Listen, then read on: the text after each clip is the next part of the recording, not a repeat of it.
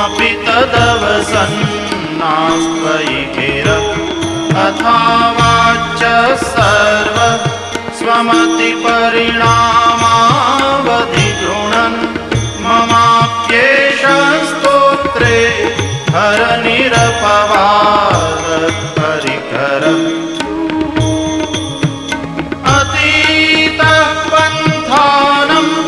तव च महिमावाङ्मनसयो रतद्व्यावृत्यायं चकितमभिधत्ते श्रुतिरपि स कस्य स्तोतव्यः कतिविधगुणः